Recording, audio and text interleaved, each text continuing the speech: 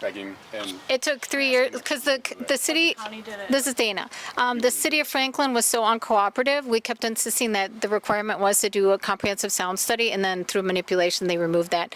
So we said, this is literally a nuisance. We're being tortured. So and since it was former county land and the county approved the development also, they sold them the land for $1, 140 acres for $1. We went to them and said, we need help because we're being ignored here. And it took us 3 years to get that accomplished because it took a year to get it approved through all the different bureaucracy at the county, and then it took another year to get it financed, which is $200,000. And it is very disappointing that the focus of doing a sound study is that you need to make measurements at the source, and then also in the surrounding areas. But the important thing is to make a measurement at the source. This developer is so uncooperative is that they would not even let them on the property.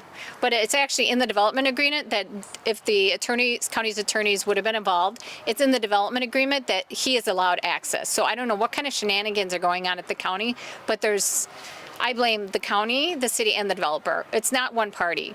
I think that the city certainly, they have the power and the common council to vote and say, we're going to change this. Or even during the licensing approvals, like when they approve the 40 live bands a year, you can do any condition on the licensing permit. You could say, we're going to limit the hours of operation. You can't have beer in this garden. You can't, whatever. They can make conditions, and they never do. They just rubber stamp it, bloop, bloop, every time. So I blame everyone. Was this a TIF district or something? Yes, it was. It was TID. It started out at $22.5 million. Then he had $5.2 million of cost overruns. I know if I was running my business and I had a $5.2 million cost overrun, I pretty much think I'd be fired quite quickly.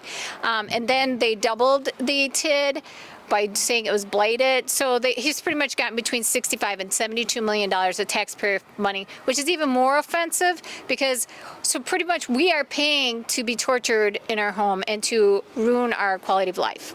Pretty much we've helped pay to do that, which is quite astounding. How have your property values been affected by Well, this? if you fight them, mine went down $43,000 the first year. I had a 5-minute conversation with the assessor, and I told him where I lived, and then I sent him all the ordinances that are being violated. He sent me a letter and took $43,000 off my assessment. The next year, I didn't even have to call. They took $16,000 off. I think the next year's $10,000.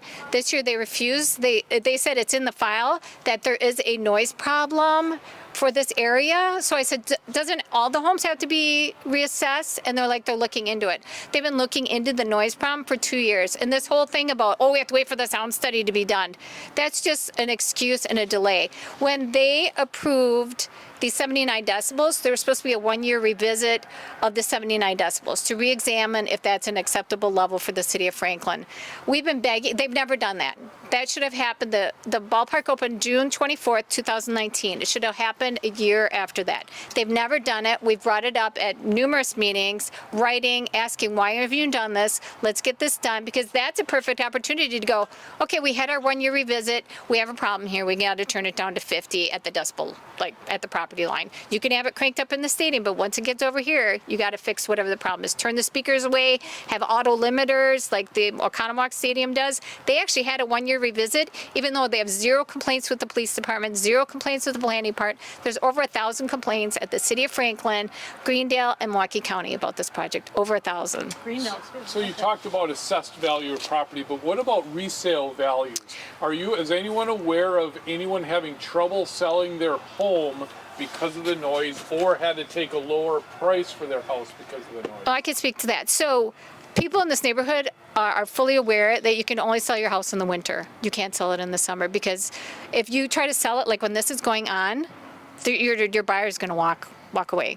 So I do have a neighbor, I'm not going to say who, tried selling their house. They had an offer of like $20,000 over. They had their inspection going on when a game started. The people walked away. They tried marking it down, and then they just decided to stay because, if this is going on, who would buy a house in this neighborhood?